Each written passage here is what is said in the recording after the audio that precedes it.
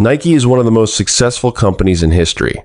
Last year alone, they made $51 billion in revenue. But here is the part they have never once put in an advertisement. Because the shoe that cost you $200 at the register cost them about $4 to make. And we are going to show you exactly where your other $196 went.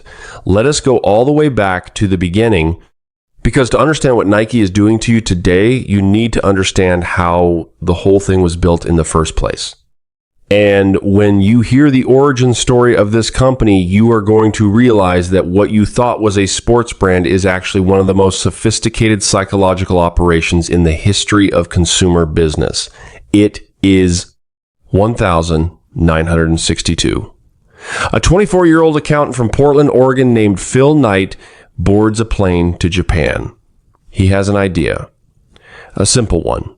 He believes that Japanese running shoes could do to the American market what Japanese cameras had already done, come in cheaper, perform better, and completely destroy the existing competition. Phil Knight lands in Japan, walks into the offices of a shoe company called Onitsuka Tiger, and introduces himself as a representative of a company called Blue Ribbon Sports. There is one problem. Blue Ribbon Sports does not exist. Phil Knight made it up on the spot in the lobby of that building. That moment tells you everything you need to know about Nike. From the very first second of its existence, the company was built on selling an idea that had not yet become real. Phil Knight did not have a product. He did not have a factory. He did not have a team or a warehouse or a single customer. What he had was a story, and that story was convincing enough to get him a meeting, convincing enough to get a sample order, and convincing enough to eventually start a company that would one day become the most recognizable brand on the planet. Blue Ribbon Sports officially became Nike in 1971.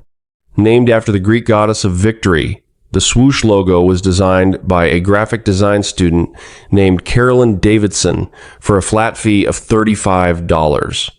$35. That logo today is worth billions.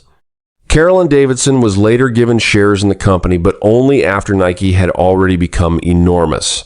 She had no idea what she was agreeing to when she handed over that design.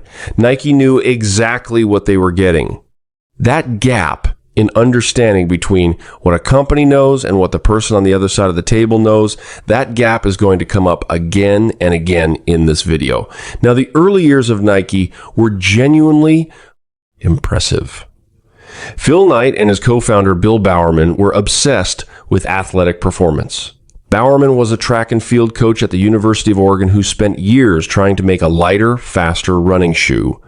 He famously poured urethane rubber into his wife's waffle iron one Sunday morning to experiment with a new sole pattern.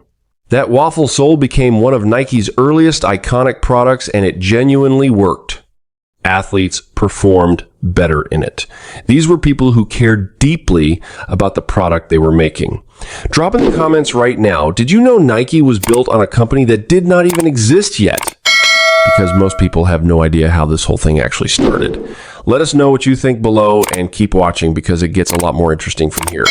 But something shifted in the 1980s. A single decision was made that changed the entire direction of the company. And once you understand that decision, you will never look at a pair of trainers the same way again. In 1984, Nike signed a 21-year-old rookie basketball player from the University of North Carolina to an endorsement deal. His name was Michael Jordan. Nike paid him $500,000 per year plus royalties, an almost unheard of sum at the time for a player who had never played a single game in the NBA. The other executives at Nike were not convinced. They thought it was too much money for too much risk. Phil Knight pushed it through anyway. The NBA banned the original Air Jordan shoes almost immediately because they violated the league's uniform color policy. Nike paid the fine $5,000 every single time Jordan wore them on court. They paid it gladly because the ban was not a setback. The ban was a marketing campaign, a shoe that the establishment tried to stop. A shoe so different, so bold, so individual that the league itself had a problem with it. That story wrote itself and Nike let it run. The Air Jordan line generated $126 million in its first year alone. Nike had projected $3 million. They missed their own forecast by over 4,000%. And in that moment, Phil Knight understood something that would permanently define the company and permanently affect your wallet. The shoe was not the product. Michael Jordan was the product. The feeling of being Michael Jordan, of being athletic, admired, powerful, unstoppable, that was what people were actually buying. The shoe was just the object they needed to hold in order to access that feeling. From that point on, Nike was no longer in the shoe business. They became something far more profitable. They became a feeling factory. And by the way, if this is already surprising you, wait until you hear what comes next. Make sure you are subscribed and have the bell turned on, because this is where it gets really uncomfortable. So if Nike is selling feelings, who is actually making the shoes? Nike does not own a single manufacturing facility anywhere in the world. Not one factory, not one production line. Every shoe that carries the Nike swoosh is produced entirely by third-party suppliers. As of their most recent supply chain disclosure, Nike works with 191 footwear factories spread across 14 countries. Vietnam produces the largest share at around 50%. Indonesia accounts for roughly 27%. China handles approximately 18%. The remaining 5% is spread across other countries, including India, Thailand, and Brazil. Combined, those factories employ approximately 530,000 workers. Nike employs none of them directly. Every single one of those workers is employed by the factory operator, not by Nike. And that distinction is not an accident. It is a carefully constructed legal and financial firewall that has been in place for decades. Here is why that matters. When a company directly employs workers, it is legally responsible for their wages, their working conditions, their safety, and their rights. When a company instead contracts with a factory and the factory employs the workers, the company can argue it is not directly responsible for what happens inside those walls. Nike has used this structure to distance itself from accountability every single time conditions inside their supplier factories have come under scrutiny. And those factories have come under scrutiny many times. But before we get to that, let us finish breaking down where your money goes. Because the numbers deserve to be laid out clearly. The manufacturing cost of a standard Nike running shoe, covering raw materials, labor, factory overhead, and quality control checks, sits at approximately $4 to $8 depending on the specific model. For premium lines, the number can be higher. But for the average shoe retailing between $100 and $150, the total manufacturing cost rarely exceeds $10. On a $200 shoe, the breakdown looks roughly like this. Manufacturing approximately $4, shipping, import duties, and logistics approximately $10. Retailer margin, meaning what the store selling you the shoe, keeps approximately $50. Nike's marketing spend per unit when divided across total annual sales, approximately $40. And Nike's own profit margin on that single shoe, approximately $96. Pause on that for a second. The person who cut the fabric, stitched the panels, glued the sole, and assembled every component of that shoe earned less than $1 from your $200 purchase. Nike earned $96. That is a ratio that should make you uncomfortable, regardless of how you feel about capitalism or free markets or the global economy, because that is not a natural outcome. That is a constructed one, built deliberately, maintained carefully, and protected aggressively. We want your honest reaction to those numbers. Drop it in the comments right now. We read every single one. And keep watching, because we are about to show you what Nike did when the world found out. Now let us talk about how that construction was built and why it has been so hard to dismantle the working conditions inside Nike's supplier factories. First became public knowledge in 1991 when a labor rights activist named Jeff Ballinger published a detailed report on conditions inside Indonesian factories producing Nike shoes. The report described workers earning wages so low they could not afford adequate food.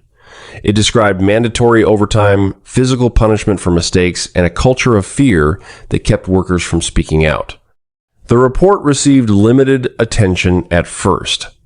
Nike was not yet the global giant it would become, and the mainstream media was not paying close attention to supply chain conditions. That changed in 1996. Life magazine published an investigation into child labor in Pakistan that included a photograph of a young boy stitching a Nike football. The image went around the world. Suddenly, Nike's supply chain was front-page news. Protests broke out outside Nike stores in major cities. University campuses across America and Europe launched campaigns against Nike products. The company's carefully constructed image of athleticism, inspiration, and victory was colliding violently with the reality of how their products were actually made. Nike's initial response was to deny responsibility. They argued that because the factories were independently owned and operated, Nike could not be held accountable for what happened inside them. That legal firewall we talked about earlier was being deployed in real time. Nike's own communications at the time were largely dismissive. Phil Knight gave interviews in which he suggested critics were more interested in headlines than solutions, but the pressure kept building. In 1997, a leaked audit conducted by Ernst & Young on Nike's behalf revealed conditions at a Vietnamese supplier factory that directly contradicted Nike's public statements. Workers were being exposed to toxic chemicals at levels far above legal limits. They were working 65-hour weeks. They were being paid below the legal minimum wage. Nike had commissioned the audit themselves, meaning they knew what was happening inside that factory. The leak made that impossible to deny. By 1998, the situation had become a genuine crisis for the brand. Phil Knight gave a speech at the National Press Club in Washington that year that is still studied in business schools today. He stood up in front of journalists and acknowledged the serious problems in Nike's supply chain directly. And then he announced a series of reforms raising the minimum age for factory workers, adopting U.S. safety standards in overseas factories, allowing independent monitoring of supplier facilities, and funding education programs for workers. Those commitments sounded significant, and some of them produced real improvements. But here is what happened next, and this is the part that rarely gets talked about. The reforms Nike announced were largely limited to their direct Tier 1 suppliers, the factories that Nike contracted with directly. But Nike's supply chain does not stop at Tier 1. Below those factories are Tier 2 suppliers who produce components. Below them are Tier 3 suppliers who produce raw materials. Nike's oversight of those deeper levels of the supply chain has always been limited, and investigations conducted in the years following the 1,998 reforms consistently found that problems had not been eliminated. They had been pushed further down the supply chain where they were harder to see and harder to attribute to Nike directly. In 2001, a BBC documentary filmed inside Nike supplier factories in Cambodia found workers earning $1.60 per day.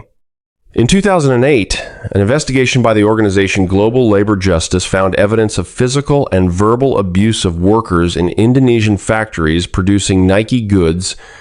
In 2020, a report by the Australian Strategic Policy Institute found that factories in China supplying materials to Nike had used labor transferred from Xinjiang, a situation that human rights organizations described as deeply concerning. Each time one of these reports emerged, Nike issued a statement. Each statement acknowledged concerns, outlined new commitments, and emphasized the complexity of global supply chains.